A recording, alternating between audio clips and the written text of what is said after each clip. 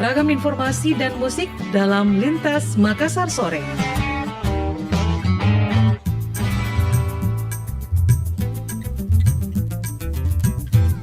Pro Dangdut 94,4 FM Kanal Inspirasi Pro 1 RRI Makassar. Saatnya Anda ikuti dialog interaktif Jaksa Menyapa. Ruang khusus untuk memperoleh pencerahan, solusi tentang keluhan, permasalahan hukum yang Anda hadapi. Jaksa Menyapa juga memberikan informasi secara tepat dan akurat dalam menyikapi berbagai isu penegakan hukum baik di tingkat lokal maupun nasional. Inilah Jaksa Menyapa. Inilah Jaksa Menyapa. Assalamualaikum warahmatullahi wabarakatuh dan selamat sore pendengar Pro 1 RRI Makassar. Kembali saya Arti Alfian menyapa Anda di dialog interaktif Jaksa Menyapa untuk edisi hari ini ya, hari Kamis 7 Oktober 2021. Dan kebersamaan kita di Jaksa Menyapa kali ini pendengar akan membahas seputar peran dan juga fungsi Jaksa Pengacara Negara pada bidang perdata dan tata usaha negara. Dan sudah hadir ini ya bersama kita narasumber kita di studio Pro 1 RRI Makassar. Kita menyapa dulu, ini ada Bapak M. Syahran Rauf SAMH. Assalamualaikum, selamat sore Pak Syahran. Waalaikumsalam, selamat sore. Sehat Pak ya? Alhamdulillah. Beliau ini pendengar adalah Jaksa Pengacara Negara pada bidang Datun Kejati Sulsel, benar Pak ya? Ya, betul. Oke. Jaksa Pengacara Negara. Dan kemudian pendengar untuk narasumber kita selanjutnya ada Ibu Ulfa Drian Mandalani SAMH. Kita menyapa juga. Assalamualaikum, selamat sore Ibu Ulfa. Waalaikumsalam. Sehat Sore, ya? Mbak, sehat. Dan beliau ini pendengar, kami informasikan untuk Anda adalah Kepala Seksi TUN pada Asisten Perdata dan Tata Usaha Negara Kejati Sulsel. Benar Bu ya? Tata Usaha Negara. Tata Usaha Negara. Oke, Kejati Sulawesi Selatan. Dan kita akan membahas bersama di dialog interaktif Jaksa Menyapa untuk edisi hari ini seputar peran dan fungsi Jaksa Pengacara Negara pada bidang perdata dan juga tata usaha negara. Dan kami informasikan untuk Anda pendengar kalau saat ini kami live dari YouTube Pro 1 RRI Makassar dan juga di Facebook Pro 1 RRI Makassar ya. Dan kami juga akan mengundang partisipasi Anda untuk bergabung bertanya dengan kedua narasumber kita di Jaksa Menyapa sore hari ini pendengar. Terkait dengan topik kita ini silakan layan telepon di 0821 3333940 atau mungkin langsung bergabung lewat WhatsApp Pro 1 RRI Makassar di 0811 400 222. Oke, pendengar Pro 1 RRI Makassar, ini perlu Anda ketahui bersama bahwa peran jaksa ini sebenarnya bukan hanya pada penyelidikan, penyidikan, bahkan penuntutan. Namun jaksa ini juga dapat bertindak sebagai pengacara negara, terutama dalam bidang perdata dan juga tata usaha negara. Benar ya Pak Syahran ya? Betul. Dan Bu Ulfa ya. Iya. Dan kalau kita berbicara tentang jaksa, ini kayaknya masyarakat itu lebih mengenal jaksa penuntut umum. Padahal ada juga ini jaksa pengacara negara dan ternyata ini tadi sedikit informasi adalah gratis tanpa biaya apapun. Benar ya? Ya, kami hadir tanpa Biaya Biaya, apapun. gratis. Oke, padahal ini di luar sana ketika kita sewa pengacara ini lumayan juga harganya ya. Dan inilah yang akan kita bahas bersama pendengar. Jadi buat Anda yang tertarik untuk bergabung, saya buka line telepon di 0821 333 9440. Baiklah, sebagai awal ini kebersamaan kita di Jaksa Menyapa, ada mungkin pemaparan di awal atau pengantar terkait topik kita ini. Siapa duluan ini? Ya, nanti. Pak Syahran, silakan. Oke, terima kasih Mbak Arti. Mbak Arti ya selaku host. Bismillahirrahmanirrahim. Assalamualaikum warahmatullahi wabarakatuh. Waalaikumsalam warahmatullahi wabarakatuh. Jadi selamat sore semua teman-teman pemirsa RRI dimanapun berada. Kami Jaksa Pengacara Negara dari bidang Datun Kejaksaan Tinggi Sulawesi Selatan hadir di acara Jaksa Menyapa pada sore hari ini berdasarkan surat perintah Kepala Kejaksaan Tinggi Sulsel. Jadi mungkin prolog pertama ya, narasi awal yang perlu saya sampaikan ke masyarakat, yaitu jaksa itu ada beberapa bidang tugas. Ada beberapa bidang ya, tugas. yang paling utama yang dikenal masyarakat itu pertama di bidang intelijen, yang kedua tindak pidana, ada tindak pidana umum, ada tindak pidana khusus, dan yang paling krusial di bidang teknis itu adalah bidang perdata dan tata usaha negara. Di bidang perdata dan tata usaha negara, di situ dilahirkan jaksa pengacara negara. Oke. Jadi jaksa pengacara negara itu mempunyai tugas fungsi terkhusus di bidang perdata dan tata usaha negara. Tetapi kami sebagai pengacara negara, ya perlu digarisbawahi, kami hadir sebagai pengacara negara hanya untuk klien yang ada tanda petik negara. Oke. Jadi misalnya dari pemerintah daerah, pemerintah pusat dan pemerintah daerah, kemudian badan usaha milik negara atau badan usaha milik daerah. Dan yang paling terkhusus kalau menyangkut di bidang keperdataannya, kami itu membela negara dalam pengertian untuk menyelamatkan ya aset negara. Menyelamatkan aset negara. Aset negara. Jadi tidak ada hubungannya dengan pribadi atau personal, tidak ada sama sekali. Ini yang harus dijawab garis bawahi ya. Jadi tidak ada. Tetapi di dalam peraturan Jaksa Agung ya itu ditegaskan terhadap kami selaku jaksa pengacara negara itu ada beberapa tugas. Yang pertama di bidang penegakan hukum. Penegakan hukum. Ya, penegakan hukum itu terkhusus hanya untuk penyelamatan keuangan negara dalam bentuk uang pengganti kalau teman-teman di bidang tindak pidana, utamanya tindak pidana khusus ya yang menangani perkara korupsi. Itu ada uang pengganti yang harus kita selamatkan, harus kita tagihkan atau kita ambil secara prosedural untuk distorkan ke kas negara. Langsung menghubungi pengacara negara. Pengacara negara itu di bidang penegakan hukum. Yang kedua tugas kami adalah di bidang bantuan hukum.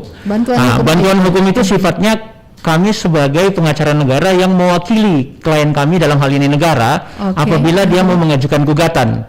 Gugatan contoh kecilnya apabila misalnya ada aset. Contohnya kita ngambil Pemprov Sulsel ada lahannya yang diklaim oleh orang lain, oleh pihak lain. Nah, dia memberi kuasa, gubernur memberi kuasa kepada Kajati, kemudian Pak Kajati memberikan substitusi kepada jaksa pengacara negara untuk mengajukan gugatan terhadap penguasaan lahan aset negara yang dikuasai oleh pihak lain secara personal, secara pribadi. Nah, itulah kita daftarkan gugatannya ke pengadilan negeri untuk kita layangkan gugatan keperdataan di bidang pertanahan tadi yang antar tanah, yaitu contoh kecil tentang bantuan hukum. Berikutnya tugas kita di bidang pertimbangan hukum. Nah, pertimbangan hukum itu ada tiga. Ada tiga. Kita dapat memberikan pertama pemberian pendapat hukum atau LO, legal opinion. Itu misalnya seperti apa? Itu diajukan oleh sama, dari pengajuannya sama dari negara dalam tanda petik ya, apakah pemerintah pusat, pemerintah daerah, badan usaha milik negara, badan usaha milik daerah, atau perseroan perusahaan daerah, itu bisa mengajukan kalau sekiranya ada permasalahan hukum yang dihadapi.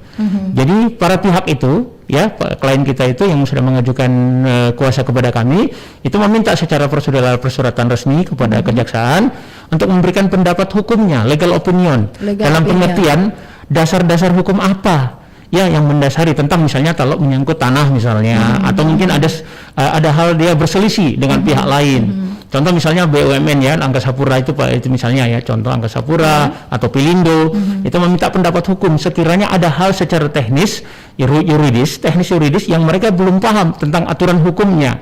Jadi langsung datang ya itulah tugas kita jaksa pengacara negara memberikan pendapat hukum atau legal opinion. Nah, tugas berikutnya yaitu memberikan pendampingan hukum, legal assistant. LA. Jadi legal assistant yang paling sering kita lakukan untuk saat ini yaitu kita berbarengan jalan. Jadi banyak-banyak klien kita itu dalam pengertian negara itu memohon kepada kejaksaan untuk dilakukan pendampingan hukum misalnya untuk pekerjaan konstruksi ya yang sifatnya belanja keuangan negara. Jadi belanja modal. Jadi rata-rata pihak pemerintah daerah, badan usaha milik negara atau badan usaha milik daerah itu memberikan permohonan untuk didampingi. Ya, jadi namanya pemberian pendampingan hukum, legal assistant dalam hal mereka melaksanakan suatu pekerjaan yang menggunakan uang negara. Jadi kita memberikan uang negara, iya harus, itu sebuah keharusan, nggak bisa, nggak ada posisi tawar. Kita nggak bisa memberikan pendampingan hukum kalau yang ngerja itu hanya kontraktor swasta, nggak bisa. Karena memang jadi, pada dasarnya GPN ini bertindak atas nama negara. Atas nama negara. Mungkin seperti itu penjelasan. Jadi intinya ini kita harus informasikan dulu di awal kepada masyarakat. Ini klien dari seorang pengacara negara harus menggunakan negara. Iya betul. Silakan ya. Selanjutnya legal audit. Nah, tapi legal audit itu jarang kita pergunakan karena lebih banyak kalau untuk auditor-auditor itu kan ada auditor negara kan, auditor negara itu ada BPKP, ada BPK. Lanjut, yang paling krusial berikutnya adalah misalnya tugas kita di bidang tindakan hukum lain, tapi itu tindakan hukum lain itu kalau kita beracara di pengadilan namanya mediasi. Mediasi. Jadi sebelum masuk ke litigasinya kita ada proses non litigasi dalam bentuk mediasi. Sekiranya bisa kita selesaikan permasalahan hukum yang timbul antara para pihak itu dengan cara mediasi. Ada banyak tahapan ya. Ada tahapannya. Nah, dan yang paling terakhir tugas kita selaku jaksa pengacara negara itu adalah pemberian pelayanan hukum. Pemberian pelayanan hukum. Seperti apa itu? Pelayanan hukum itulah kembali ke masyarakat. Oke. Nah, itu tidak bicara negara lagi kita, tapi memberikan pelayanan hukum kepada masyarakat ya, warga negara siapapun itu, personal pribadi yang punya permasalahan hukum dapat datang ke kantor kami untuk berkonsultasi, meminta pendapat hukum atau hal teknis yang sekiranya mereka belum paham secara hukum. Jadi secara hukum kita dapat memberikan pertimbangan, ya, memberikan pendapat. Nah, kita bisa sharing, kita memberikan advies hukum di situ kepada masyarakat yang bertanya tentang permasalahan hukumnya. Ini tanpa biaya ya? Tanpa biaya. No. Ada tambahan pasti. Silakan. Jadi terkait tadi yang dikatakan bahwa pelayanan hukum yang dapat kita berikan kepada masyarakat ini ada beberapa juga, Mbak. Iya. Contoh dari penegakan hukum misalnya mengajukan gugatan atau pembatalan perkawinan. Nah, ini mungkin yang itu bisa diberikan oleh tenaga JPN gitu, yang diberikan kepada masyarakat ya. Karena tentunya ini kalau untuk pembatalan perkawinan tidak berkaitan sama sekali dengan lembaga pemerintah gitu kan. Bukan ngurusin cerai ya. Bukan ngurusin cerai. Beda. Beda. Terus yang kedua itu mengajukan permohonan perubahan PT. Itu bisa juga dilakukan. Perubahan PT ya? Perseroan terbatas. Ini dalam hal ini perusahaan-perusahaan atau seperti apa ini? Ya. Itu bisa juga masuk ke pengacara negara ya? Iya, tapi itu dalam hal pelayanan hukum. Iya, pelayanan hukum. Oke. Tapi bukan dalam pengertian ya Mbak Ulfa ya, bukan dalam pengertian pengajuan pilot. Iya, benar. Bukan. Beda itu, konteksnya berbeda. Kalau pihak swasta mengajukan diri menyatakan pilot. Nah, itu berbeda juga. Yang terkait dengan pengajuan permohonan pilot itu dengan alasan kepentingan umum mungkin. Iya, kalau untuk kepentingan umum, bukan secara pribadi lagi. Bukan kepentingan perusahaan ya, tapi untuk umum gitu. Bukan pribadi. Dan mungkin tambahan dari kami juga terkait fungsi JPN,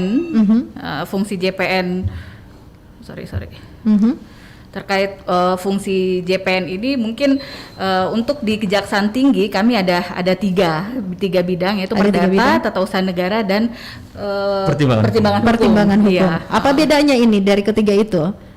Bukan beda, Mbak, bukan perbedaan antara masing-masing bidang ini, tapi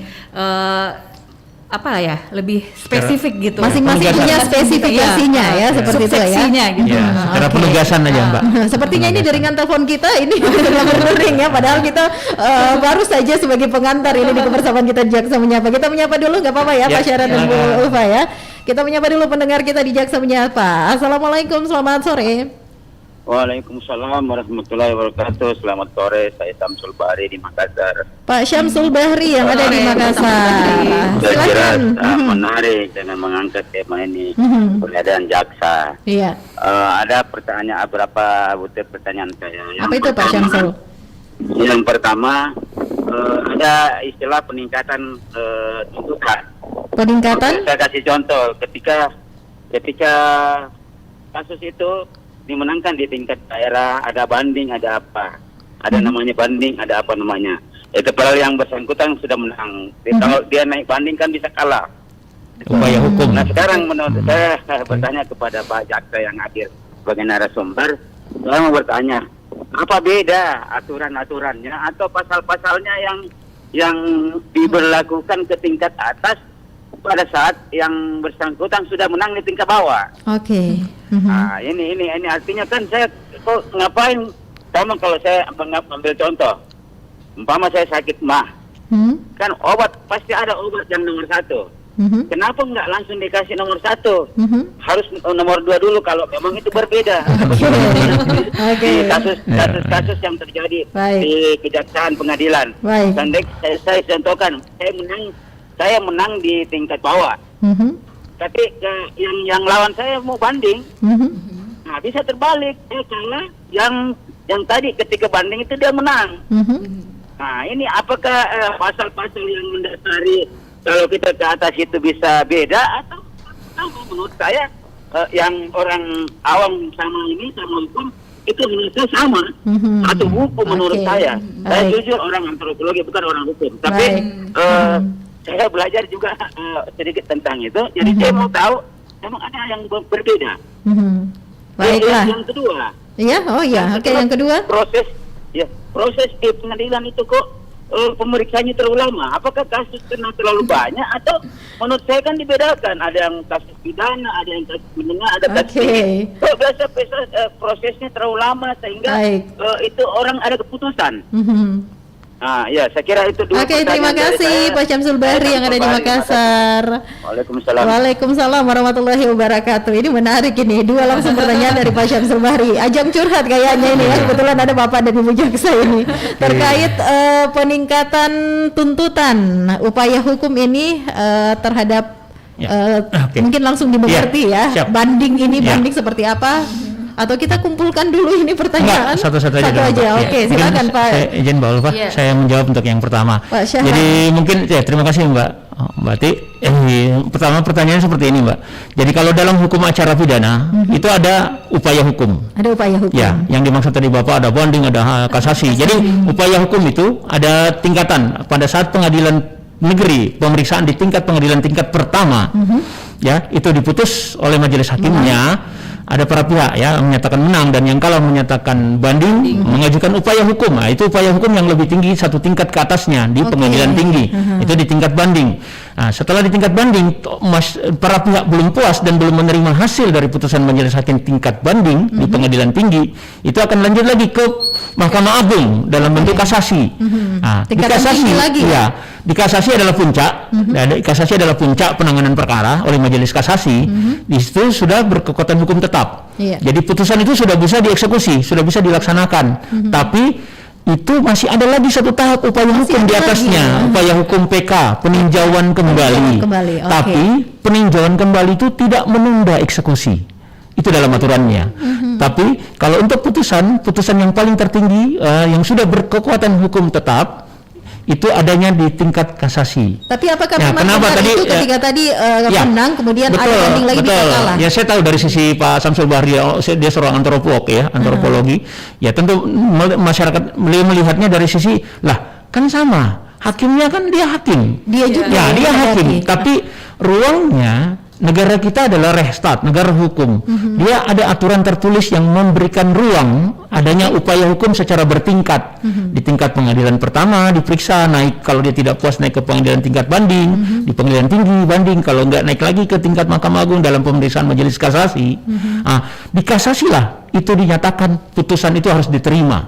Tapi tetap masih ada ruang yang disebutkan dalam hukum acara, kitab undang-undang hukum acara pidana yang memberi ruang, dia pun masih boleh mengajukan peninjauan kembali. Boleh lagi ya. Iya. Peninjauan Cuman kembali. mungkin apa Iya, namanya silakan. Pak? Tadi ada Silakan, Mbak sedikit Lupa. ininya terkait kan yang dia sampaikan tadi, apakah berbeda undang-undangnya Pak? Pasal-pasalnya Iya, ini betul, betul. lebih ke pasal Kalau kayaknya ini ada dan aturan. perbedaan. Betul. Tadi Pak, Tidak, kalau iya, betul, tahapannya Mbak. seperti yang disampaikan oleh Pak Sahran bahwa Iya. apa itu upaya hukum namanya. Tapi kalau dalam aturannya tidak ada, kan mungkin pengertian Iya, betul. beliau tadi bahwa dipikirnya dari tingkat pertama, tingkat kemudian Iya. naik ke tingkat banding, itu aturan-aturan yang berbeda. Itu tidak ada perbedaan. Tidak ada perbedaan ya. Tapi perlu diingat bahwa majelis hakim punya kewenangan tersendiri dalam memutus perkara. Jadi majelis hakim itu mengadili dan memeriksa perkara itu dia bersifat otonom, mandiri. Mandiri, Dia tidak otonom. dicampuri oleh Oke. pihak manapun. Jadi putusannya majelis hakim itu adalah putusan yang harus diterima dan Oke. dia profesional majelis hakim. Tapi kalau ya independen, dia memeriksa perkara itu masing-masing. Jadi belum tentu misalnya setelah diperiksa di pengadilan tingkat pertama itu harus dianggap sama ke pengadilan upaya hukum yang Jadi tingkat intinya itu lanjut. bisa saja terjadi ya, ketika Bisa saja di awal terjadi. menang, Iya. ke depannya juga bisa mungkin- kalah begitu. Ya, bahkan dari tingkat pertama ke tingkat banding bisa aja mungkin dalam proses pada tingkat banding Iya. ada yang namanya bukti baru. Ada Iya, bukti baru yang betul, ditemukan. ditemukan. Oke. Dan itu tidak ada pada tingkat pertama. Pertama. Begitupun nantinya pada tingkat kasasi. Hmm. gitu. Iya. Tapi yang perlu diingat, yang mungkin kami tekankan karena tadi mungkin beliau salah pengertian bahwa adanya perbedaan undang-undang Tidak ya. ada. sama kalau undang-undang Tetap sama. Semoga Pak Syamsul Bahri ini bisa menyimak ya. Taruhlah mungkin kalau lebih lebih mudahnya dimengerti oleh masyarakat, mungkin seorang pencuri pada saat tingkat pertama terus tingkat bandingnya kemudian jadi seorang penipu kan betul. Nah, kayak gitu. Mbak. Tapi tetap perlu diingat tambahannya lagi stressingnya ini Mbak, kalau hakim itu dalam hal memutus perkara, independen. ya pertama independennya, tapi dalam hal memutus perkara dia harus punya 2 alat bukti plus ditambah keyakinan hakim. Ditambah Kalau bicara keyakinan hakim itu ada dalam dirinya, dalam hatinya. Jadi kalau dia tidak yakin dalam sebuah persoalan dalam saat dia memeriksa dan mengadili perkara, ya tentu dia akan berpikir berbeda dan dia bisa saja memutuskan sesuatu yang menurut keyakinannya setelah didukung oleh 2 alat bukti yang cukup. Ini sangat menarik ini ya. Barusan penelpon ini sudah menarik sekali. Kalau tapi ditambah dulu bahwa jaksa dalam perkara-perkara pidana kita hanya bertindak selaku penuntut umum. Kita hanya membuat surat dakwaan dan mengajukan surat tuntutan. Tapi yang memutus adalah majelis hakimnya. Kembali lagi ke majelis hakim, keyakinannya dan alat bukti yang dilihat. Kalau itu pidana ya, kalau itu pidana. Kalau perdata berbeda lagi. Oh, beda lagi. Itu tadi pertanyaan pertama dari Pak Syamsul Bahri. Ini tadi sempat juga membahas mengapa itu proses di pengadilan terlalu lama ini. Kalau untuk proses lamanya itu tergantung perkaranya ya. Tergantung perkaranya. Perkara dalam satu apakah baik itu secara perdata, pidana sama aja karena kita kan di persidangan awal mungkin pembacaan gugatan ya kalau untuk perdata ya, kalau untuk perkara pidana mungkin pembacaan dakwaan ya. Kemudian setelah itu kan kita masuk ke proses adanya saksi-saksi seperti yang disampaikan oleh Pak Sahran tadi bahwa untuk membuktikan suatu perkara baik itu perdata maupun pidana kita membutuhkan saksi dan alat bukti. Saksi dan alat bukti ya. Dan terkadang terus terang yang menjadi kendala dalam persidangan juga saksi, Mbak. Saksinya karena saksi ini kan mungkin kita jadwalkan biasanya sih penundaan jadwal si persidangan itu seminggu. Kita jadwalkan minggu depan, ternyata saksinya minggu depannya nggak bisa hadir, jadi 2 minggu. Tapi sebenarnya semua itu ada range waktunya, ada batas waktunya. Kalau yang dimaksud mungkin proses persidangan kan kadang juga nunggu lama ya Pak persidangan. Nah ini yang harus sama-sama dimengerti juga, apalagi misalnya kayak standar Kota Makassar ini perkaranya memang benar-benar banyak sekali banyak sekali. Maka itu pun sedemikian rupa hakim sudah menjadwalkan agar perkara perdata dan perkara pidana itu berbeda harinya, tapi tetap saja ada yang namanya tetap nunggu gitu. Ini semoga bukan suatu hal yang disengaja. Bukan sesuatu hal yang disengaja karena memang alurnya ada tahapannya juga, ada juga alat bukti yang harus dikumpulkan dan masih banyak lagi. Kalau cuman sekedar gugatan atau putusan mungkin tidak begitu lama ya Mbak, kami atau majelis untuk membuat, ataupun kalau di perkara pidana untuk dakwaan, tuntutan dan putusan itu tidak begitu lama. Dari awal pun mungkin kami sudah ada gambaran. Yang lama itu yang hambatannya itu ya terkadang terus terang saksinya dengan banyaknya perkara gitu. Saksi dan banyaknya perkara. Iya. Oke, itu tadi Pak Syamsul Bahri, semoga puas ya. Buat yang lain ini bisa bergabung kembali di line telepon 082133339440. Kita masih bersama di Dialog Interaktif Jaksa Menyapa untuk edisi hari ini, hari Kamis 7 Oktober 2021 pendengar, dan masih membahas topik kita, peran dan fungsi jaksa pengacara negara pada bidang perdata dan juga tata usaha negara. Masih bersama kami di sini ada Pak Muhammad Syahran Rauf, SHMH, dan juga ada Ibu Ulfa Drian Mandalani yang sudah bersama dengan kita ini di Studio Pro 1 RRI Makassar. Nah, kita kembali ke topik kita ini. Dalam setiap kasus ini pastinya ada pertimbangan hukum. Tadi ada sempat dibahas ya, dari jasa hukum yang diberikan oleh jaksa pengacara negara. Nah, dalam bentuk apa saja ini? Bisa dijelaskan kembali Ibu Ulfa atau Pak Syarat? Saya menambahkan aja. Jadi gini, kalau bicara pertimbangan hukum ya, kalau dari sisi tergantung jadi case per case, Mbak. Jadi jaksa melihat ya, utamanya dari kami jaksa pengacara negara, kalau ada persoalan di bidang keperdataan atau tata usaha negara, di mana klien kami itu negara mewakili dalam hal kasus ya. Pertimbangan kan berbeda kalau kasus perdata ya. Kalau kasus perdata ya tentu kami hadir sebagai pengacara negara yang akan melayangkan gugatan mewakili klien kami, dalam hal ini negara, apakah pemerintah pusat, pemerintah daerah. Pertimbangan itu didasari dari dukungan alat buktinya. Jadi kita meminta dulu kepada klien kita untuk terbuka menyajikan data. Kalau sifatnya perkara yang keperdataan, ya perkara perdata itu lebih banyak sifatnya formil. Jadi pembuktiannya itu lewat bukti surat. Bukti surat. Ya, lebih banyak didukung oleh bukti surat. Jadi majelis hakim itu lebih berkisar kepada formilnya, bukti suratnya. Berbeda kalau kasus pidana, dia materialnya. Ya, jadi alat bukti yang kelihatan, yang actionnya langsung tindakan saksi-saksi. Tapi kalau untuk keperdataan, ya kita mengajukan, kita kan buka, misalnya kalau tanah, ya, tata usaha negara, ya betul. Ya, kita ngelihat, contoh misalnya kalau tanah, ya kita dulu buka, ya apa alas hak kalau terhadap tanah itu. Jangan sampai pemerintah hanya menyatakan oh itu karena dikuasai saja dari tahun ke tahun secara terus menerus. Tapi iya tambah bukti surat ya, dalam bukti misalnya kan dalam hukum pertanahan itu alat bukti sertifikat itu yang terkuat dan tertinggi, sertifikat. Jadi kalau dia nggak punya sertifikat sementara orang yang mengklaim itu punya sertifikat, ya tentu kita berpikir juga, loh ternyata setelah dibuka ya, baru dilihat kita coba berdialog ya, mencari solusinya, ternyata yang mengklaim itu orang punya alat bukti sertifikat terkuat dan tertinggi. Nah, tapi kita coba telusuri lagi, jangan sampai itu palsu, jangan sampai itu abal-abal. Itu tugas kita, terus mencari sampai betul-betul memang kita tidak mau hak warga negara itu dirampas. Ya, itu tolong dicatat. Negara hadir di sini tidak akan mengesampingkan hak-hak rakyat, hak-hak masyarakat, warga negara. Karena hukum kita jelas diatur bahwa setiap warga negara punya hak, masing-masing punya hak. Dari Undang-Undang Dasar saja sudah melindungi kan, Undang-Undang Dasar 1945 sampai turunannya ke bawah dalam aturan hukum semua ada. Kita nggak boleh secara sepihak hanya mengklaim hanya karena negara kita mau bela terus kita katakan oh enggak itu punya negara, padahal di belakang setelah kita periksa ternyata itu memang hak mereka, hak rakyat, nggak boleh. Hak rakyat. Kita nggak boleh merampas hak rakyat. Yakin itu Pak, kalau memang hak warga negara pasti dilindungi oleh negara. Ada tambahan Bu? Udah, ada deringan mungkin kita menerima deringan. Oh kita menerima deringan telepon dulu ya, untuk bergabung bersama kita di Jaksa Menyapa. Assalamualaikum, selamat sore. Waalaikumsalam, selamat sore. Iya, dari siapa di mana ini Pak?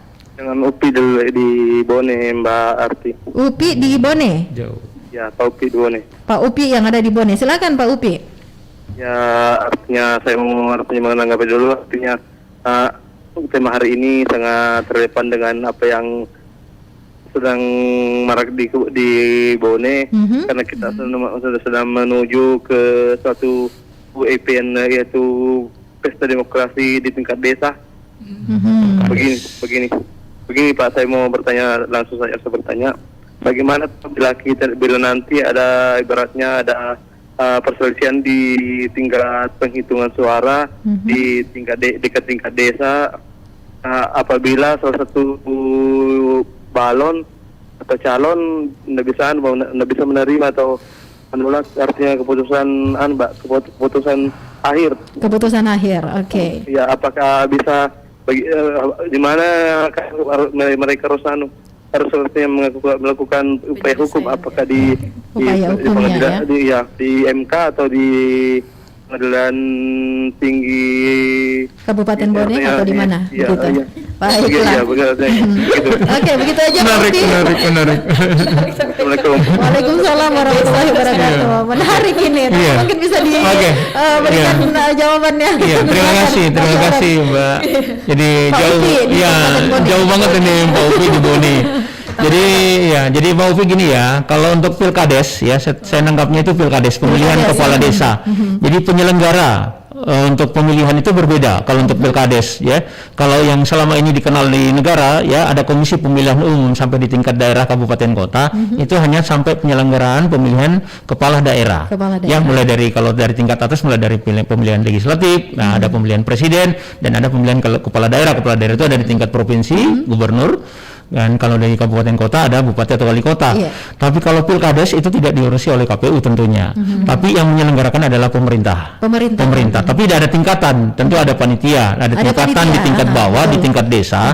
Karena dia tunduk pada undang-undang pemerintah desa, ya, undang-undang pemerintah desa. Yang dimana kepala desa juga masa waktunya tentu berbeda, jangka waktu masa jabatannya seorang kepala desa dan kemudian haknya untuk dapat dipilih kembali untuk mencalonkan.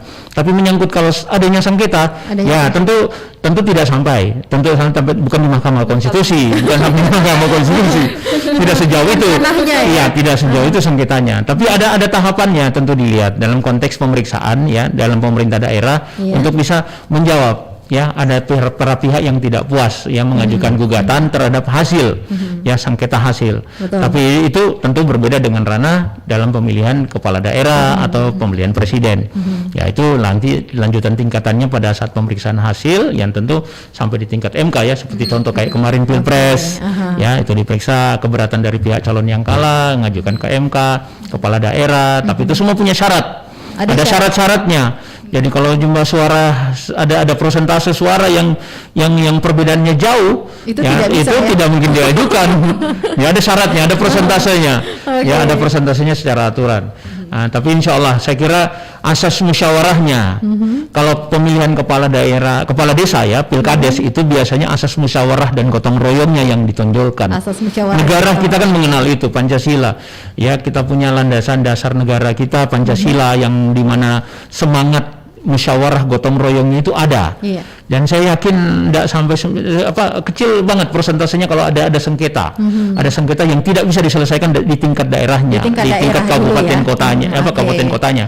Tapi rata-rata kan di kabupaten, kalau kota mungkin sudah bukan lagi kepala desa ya, tapi sudah lurah karena kan ada syarat-syaratnya. Nah, tapi insya Allah dengan nuansa dan semangat musyawarah gotong royongnya semua ya pasti bisa teratasi dan pasti ada solusi di situ sehingga tidak perlu ada keributan, apalagi istilahnya bersengketa atau paling kasarnya dia baku bombe. Itu bahaya itu. Kalau orang Bugis itu kan punya semangat apa tuh Mbak Ulfa, ada semangat sipak tahu, sipak alokdi, sipak kainga. Itu kalau semangat orang Bugis itu ada di situ. Itu nggak mungkin dihilangkan. Jangan sampai baku bombe. Apalagi kayak gitu nggak boleh lah.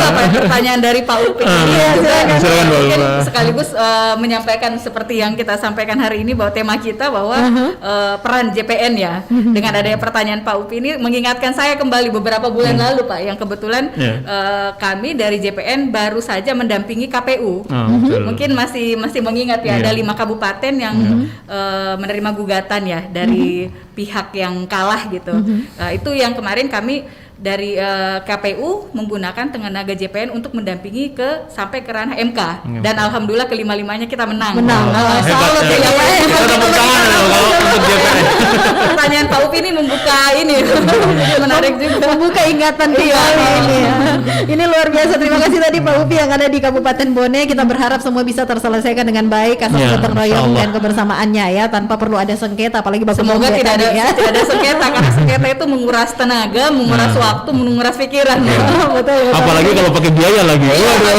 Tambah komplit ini ya. Iya betul Pak. Pendengar Pro 1 dari Makassar, sangat seru ini kebersamaan kita di Jaksa Menyapa untuk kesempatan hari ini yang sudah mengangkat topik ini ya, seputar peran dan fungsi jaksa pengacara negara pada bidang perdata dan tata usaha negara. Kita kembali sesaat lagi, pastikan terus bersama kami di Pro 1 dari Makassar, kanal Inspirasi.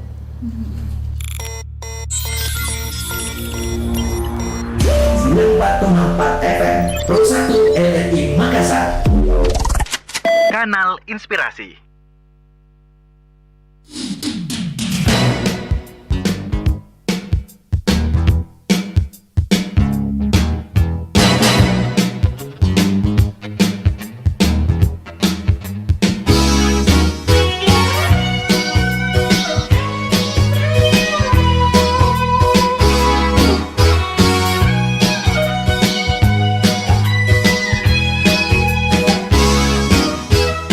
Salah tingkah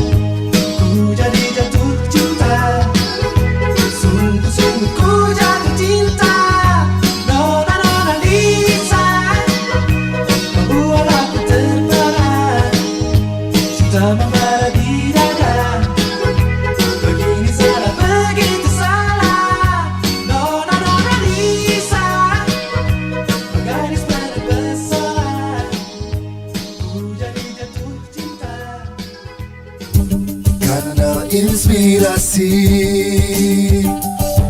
94,4 FM Pro 1 RRI Makassar. Terima kasih untuk Anda pendengar Pro 1 RRI Makassar yang masih terus setia bersama kami. Kita masih bersama di Dialog Interaktif Jaksa Menyapa hari ini Kamis 7 Oktober 2021. Dan kita masih membahas topik kita peran dan fungsi jaksa pengacara negara pada bidang perdata dan tata usaha negara. Dan kami masih bersama dengan kedua narasumber kita, ada Pak Muhammad Syahran Rauf SHMH dan juga Ibu Ulfa Drian Mandalani SHMH. Masih semangat ya Bapak dan Ibu ya. Alhamdulillah.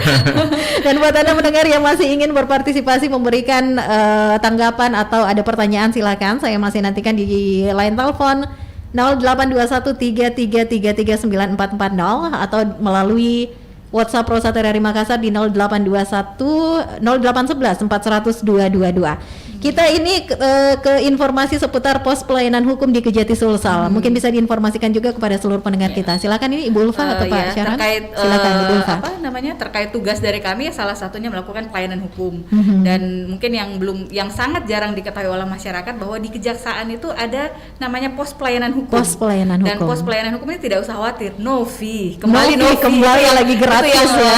Apa yang dari awal kami tekankan bahwa tindakan pelayanan hukum apapun yang dari tim JPN memberikan ke masyarakat maupun kepada pemerintah itu semuanya no fee gitu, termasuk pelayanan hukum. Dan jadi masyarakat boleh datang ke kantor Kejaksaan Tinggi kalau untuk di Kejati Sulsel ini di bidang perdata dan tata usaha negara itu di lantai 6 ya. Di lantai 6 ya. Nanti kalau saya jalan-jalan ke sana boleh Mbak. Nanti kita ada ngelapor di PTSP dulu.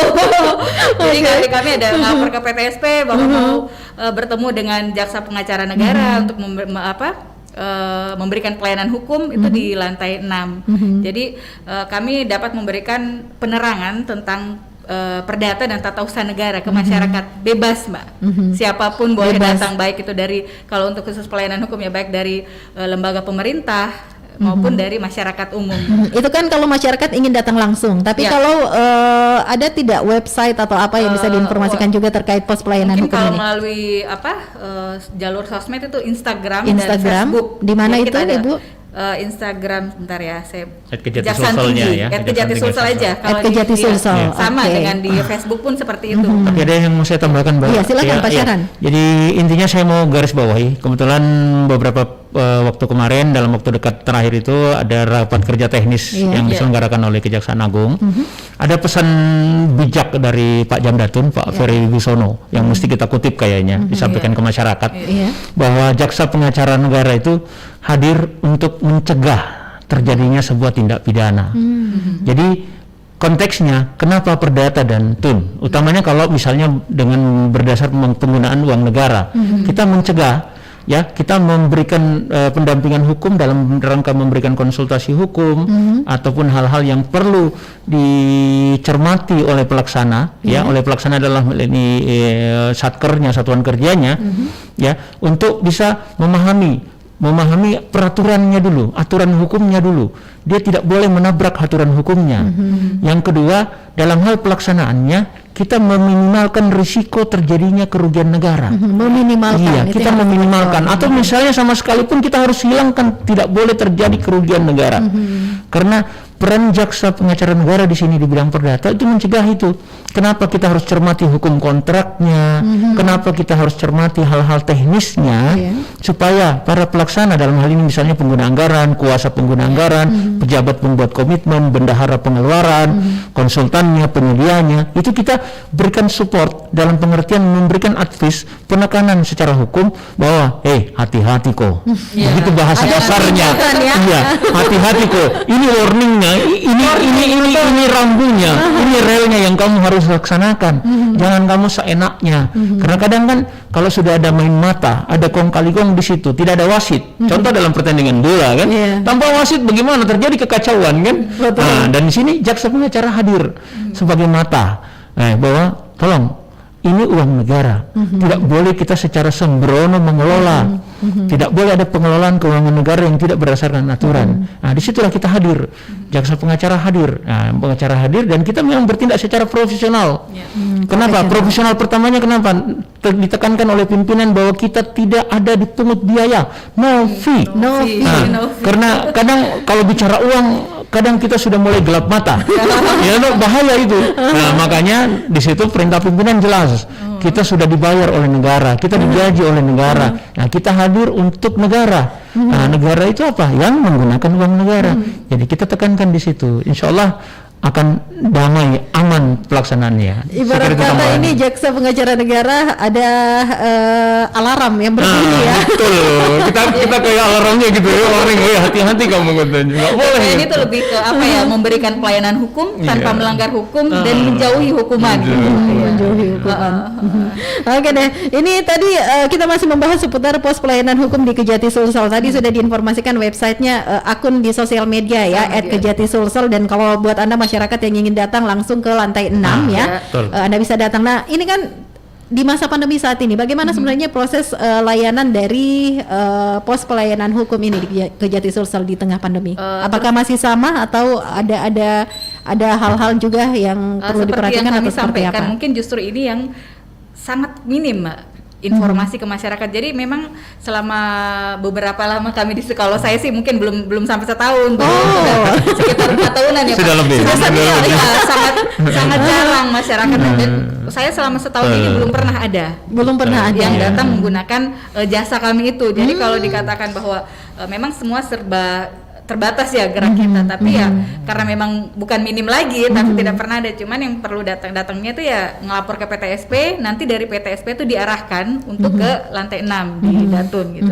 Jadi memang ini sangat penting diketahui oleh masyarakat supaya mereka juga mengetahui ternyata ada jaksa pengacara negara. Memang alangkah baiknya mereka datang, tapi dengan protokol kesehatan kita jaga. Kejaksaan itu menjunjung protokol kesehatan. Ya, karena kalau hukum tuh nggak bisa secara senyap, secara yang tidak nampak. Lebih bagus kita berhadap-hadapan saat mereka meminta konsultasi. Tidak boleh gerakan tidak boleh. Karena sulit kami memberikan penjelasannya kalau kita juga tidak melihat secara langsung datanya. Kita harus memeriksa datanya, bahan yang mereka bawa, apa hal yang mereka pertanyakan. Jadi dari situlah kita bisa memberikan solusinya. Kita bisa harusnya seperti itu. Harusnya seperti itu. Ada yang menarik ini ya, di pembahasan tadi sempat disinggung oleh Ibu Ulfa ini terkait bantuan hukum dari tugas jaksa pengacara negara. Saya tertariknya untuk bantuan hukum ke masyarakat ini. Contoh yang paling sering ini didapat ini seperti apa? Kalau untuk di kami ya belum pernah, karena belum pernah ada yang menggunakan. Karena ya, belum. Iya. Diharapkan nanti setelah mendengar ini banyak yang datangnya. Kalau contoh kan kita berbasis fakta ya, atau realita atau apa yang sudah kami berikan ke masyarakat. Cuman karena sampai saat ini belum pernah ada yang menggunakan itu, atau mungkin yang tahun-tahun sebelumnya. Jadi gini, kalau mungkin yang dimaksud Mbak Ati ini pertanyaan tentang bantuan hukum di bidang tugas fungsi kami. Untuk masyarakat. Kalau untuk masyarakat, kalau untuk masyarakat belum ada. Belum ada. Iya. Tapi kalau sifatnya terkait pemerintah ya itu banyak. Ya, karena bantuan hukum itu banyak. Sudah ini ya.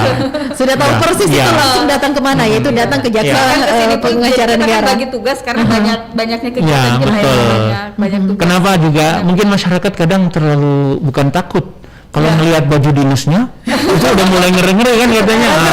Padahal sebenarnya kalau kita di Datun kita nggak berbaju dinas, kita juga seperti lawyer, kita pengacara negara. Kita ada uniform sendiri, ya kita kemeja juga supaya kesannya merakyat, menyatu dengan masyarakat.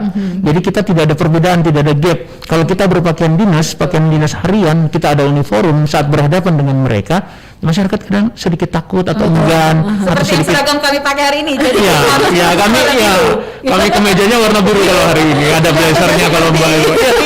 Ini bukan janjian. Ini bajunya, uniformnya. Tapi ini memang menarik ya. Mungkin masyarakat juga takut untuk datang ke lantai 6 di Kejati Sulsel itu karena takutnya ada biaya.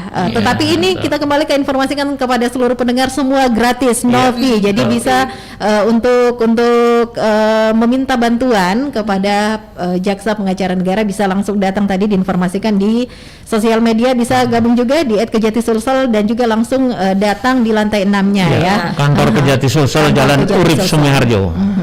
Baiklah, mungkin di closing statement ada harapan ini dari Pak Syahran maupun juga dari Ibu Ulfa Drian Mandalani ini terkait topik kita, terkait harapan dari masyarakat dan harapan dari pihak kejaksaan sendiri. Silakan mungkin Ibu Ulfa kalau dulu. dari saya mungkin cuman sekedar menyampaikan bahwa salah satu prestasi yang terbaru dari yang diberikan oleh teman-teman JPN terhadap Pemprov dalam hal ini Pak, yaitu ya pembebasan lahan Al-Markas. Jadi kemarin kan baru sekitar 2 minggu lalu ya Pak, kita menang sampai kami mendampingi Pemprov dalam hal ini di tingkat kasasi. Dan pada saat tingkat kasasi itu alhamdulillah Pemprov menang. Nah, gitu. Jadi itu semua pencapaian yang luar biasa bantuan yang diberikan oleh Jaksa JPN, Pengacara Negara. Dan itu terkait juga pengembalian keuangan negara ya. Saya ingat ini tadi juga sempat dibahas kalau JPN juga menjadi salah satu kunci keberhasilan ini menyelamatkan aset negara, khususnya rumah dinas RRI Makassar ya. Iya. Ingat rumahnya. Itu dari dulu Pak. Kalau Pak Syahran seperti apa? Salah satu klien dari JPN itu kita banyak ya. Banyak. Kalau saya mungkin ajakan aja kepada masyarakat, intinya jangan pernah buta hukum. Jangan pernah buta hukum. Ya, karena kita sebagai warga negara bukan berarti kita harus berkuliah di Fakultas Hukum, ya. Banyak faktor, banyak teman ya, seperti kami hadir dalam pemberian pelayanan hukum. Kita hadir untuk memberikan pemahaman hukum. Kita berdiskusi, kita sharing dengan semua teman-teman masyarakat di bawah. Kita tidak membatasi ruang dan waktu untuk itu. Bagi kami pribadi pun kalau Bapak datang ke masyarakat, datang bertanya, disitulah kita hadir. Jadi intinya kita harus melek hukum. Harus melek hukum, jangan buta hukum. Karena negara kita adalah negara hukum. Segala sesuatu diselesaikan dengan hukum. Ada prosedurnya, ada tata caranya. Jangan sampai kita punya sesuatu, misalnya kayak tanah. Tanah itu pemerintah sudah selalu menyerukan untuk pensertifikatan. Pemerintah Pak Jokowi itu selalu mengenungkan untuk cepat program sertifikat nasional, ada program Prona. Nah, itulah segera, jangan diabaikan, jangan kita merasa acuh, karena itu tujuan akhirnya ada. Jangan sampai timbul sengketa. Nah, jadi seperti itu. Nah, dan kami hadir pun insya Allah sebagai jaksa tentu tidak ada kurang ya, kita bukan juga malaikat, kami manusia biasa yang selalu hadir untuk memberikan bantuan kepada masyarakat. Dan yakinlah bahwa kalau kita berdiskusi dengan banyak kepala, tentu ada solusi yang bisa kita dapatkan. Saya kira itu dari saya. Sahabat ini ya Pak, sahabat masyarakat. Dan tadi saya sempat kutip itu, negara hadir tidak akan mengesampingkan hak rakyat. Iya, pasti itu. Oke, kalau gitu terima kasih Pak Muhammad Syahran Rauf SHMH sudah bersama kami di Jaksa Menyapa ini. Beliau pendengar adalah Jaksa Pengacara Negara pada bidang Datun Kejati Sulsel, dan juga terima kasih kami ucapkan kepada Ibu Ulfadrian Mandalani SHMH ya, terima kasih. Terima kasih. Beliau adalah Kepala Seksi Tun pada Sistem Perdata dan Tata Usaha Negara Kejati Sulsel. Sehat selalu dan sukses selalu ya, tetap semangat membela negara dan rakyat ya. Insyaallah. Assalamualaikum warahmatullahi wabarakatuh. Waalaikumsalam warahmatullahi wabarakatuh. Dan baiklah pendengar Pro 1 dari Makassar, saya Arti Alfian menutup kebersamaan kita di Dialog Interaktif Jaksa Menyapa untuk kesempatan hari Kamis 7 Oktober 2021. Assalamualaikum warahmatullahi wabarakatuh. Kanal Inspirasi 94,4 FM Pro 1 RRI Makassar.